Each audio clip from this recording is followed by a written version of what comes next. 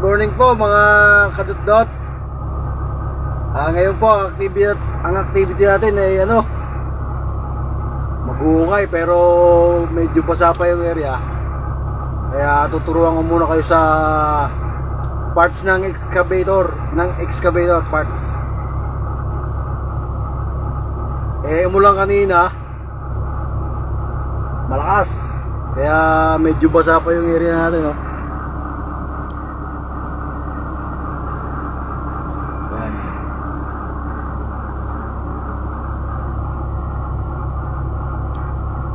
Tuturuan ko kayo kung anong mga tawag sa parts ng excavator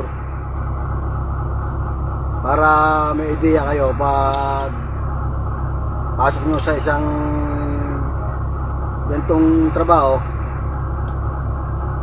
Pag-excavate ng mga lupa, may alam kayo. Kahit kayo mag-helper, walang problema kasi may idea na kayo kung anong mga tawag doon.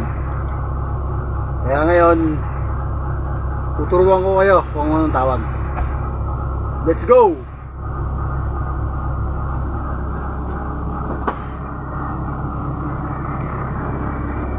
Dito mo tayo sa sa bucket.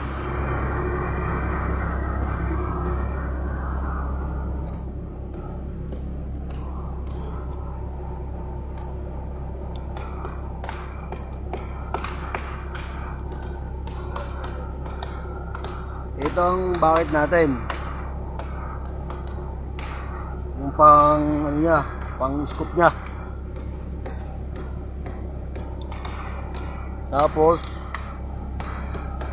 ito naman ang ating H-link, kasi naka-H siya kaya siguro tinawag na H-link. Kasi ito side link, pero sa totoo dog bone ang tawag dyan. Tapos ito sa arm niya o stick na tinatawag. Tapos ito yung pinaka-boom niya. Tapos pagbalik natin dito sa taas, may cylinder dito. Ito ang bucket cylinder. Yan. Ito naman, supply ito sa papuntang breaker. Hydraulicos to.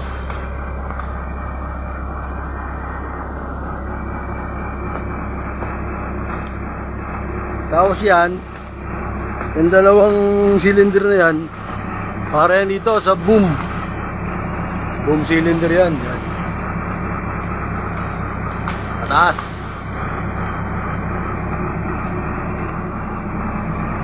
Tapos ito naman yung pinaka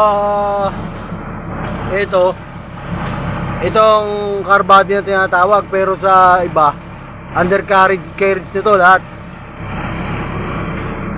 Yan po.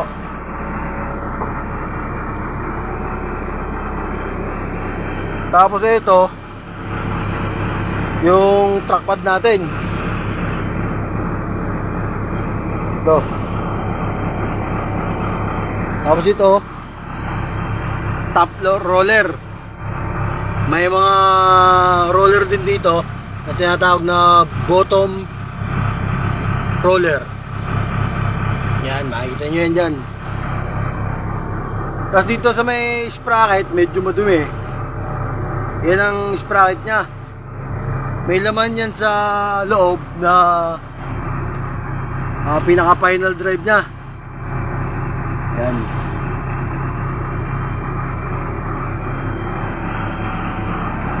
Tapos yung kabuuan na yan, yan tinatawag na track link. Yan. Yung paikot na yan, may kadena pa yan, yung chain nya. Pinakapitan ng track pad. Tapos pagpunta mo sa unahan,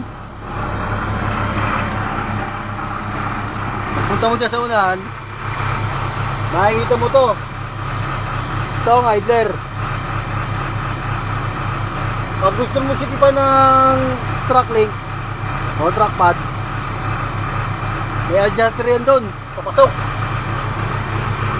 Punta doon sa loob. ayun, ginagrasahan para mabante. Pag naman gusto mong luwagan, kasi papalit ka ng truck pad, at tanggalin po yung pinaka-grasahan doon.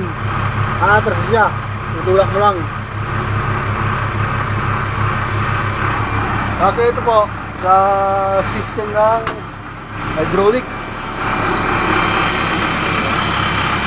Ito yung pinaka-main pump nya, hydraulic. Ito, mga filter nya. Tapos titignan nyo, mga kadudot, pag di nyo makita yung hydraulic na level, kita lang kayo dito sa gilid. Makita nyo yun, yan ang side glass na tinatawag. Hindi ako makikita yung hydraulic level. Ito.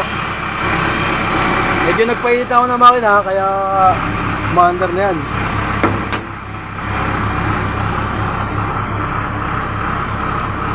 Kasi ito ang ating counterweight. Yan.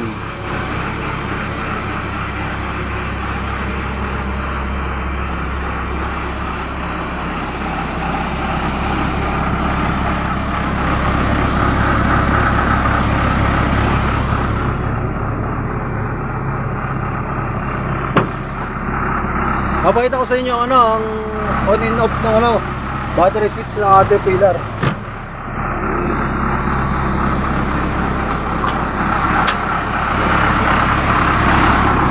Ito, may sign to na na bilog saka haba.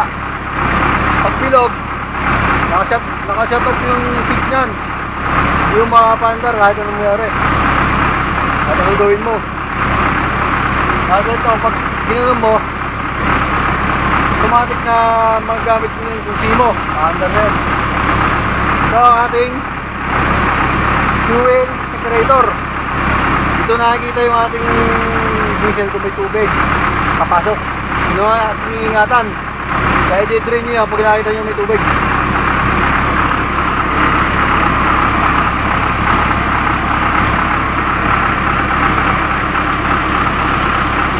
Banda sa unahan.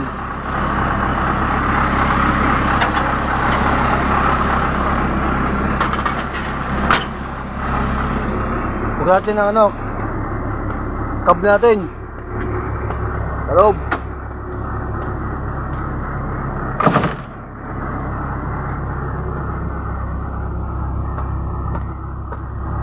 Ito naman po ang ating monitor para sa mga error na nakikita. Yan.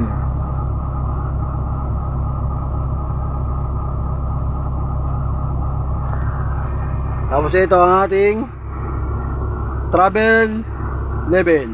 Ito naman ang joystick natin, standard na arm in, arm out, swing left, swing right. Kasi ito naman boom up, boom down. Tapos ito naman ang curl and dump. Mamaya po papakita ko sa inyo kung paano gumana ang ating excavator. Kapag po kayo mag-check ng Caterpillar sa mga setting, andito lang po yan, yan.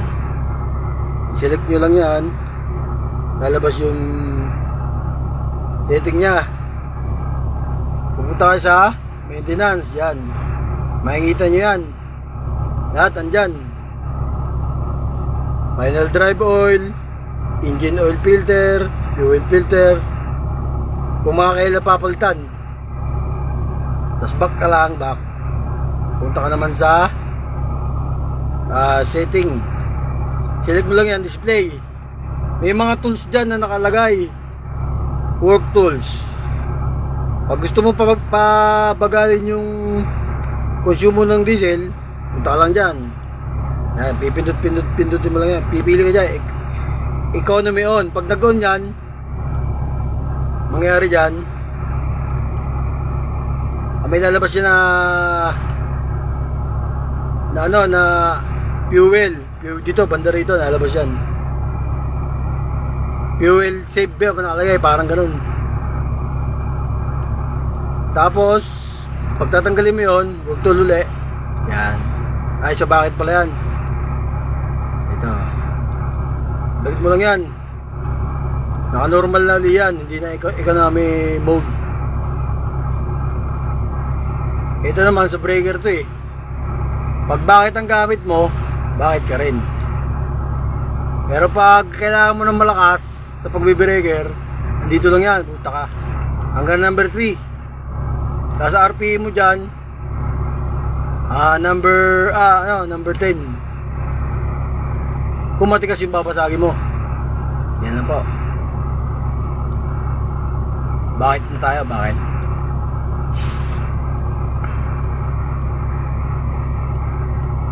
Yung mga performance naman yan, nakikita din dyan, no? Mga volt, engine speed, tumataas yan pag ginagamit na. Yan.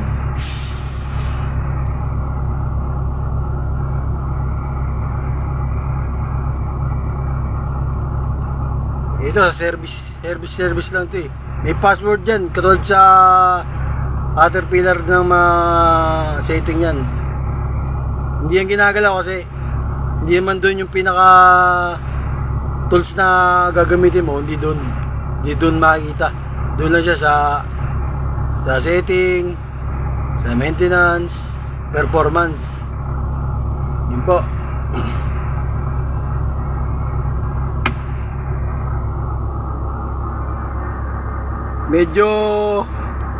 Medyo hayahay tayo ngayon. Excuse po.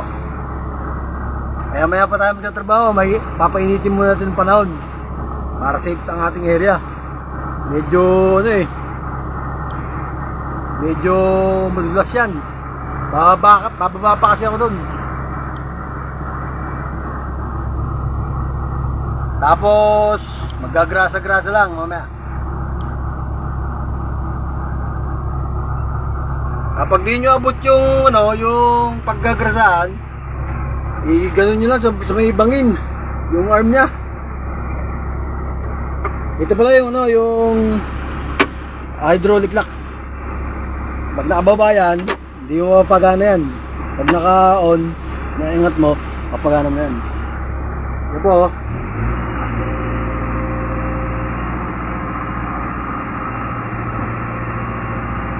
Magagrasa muna tayo mga kadudot.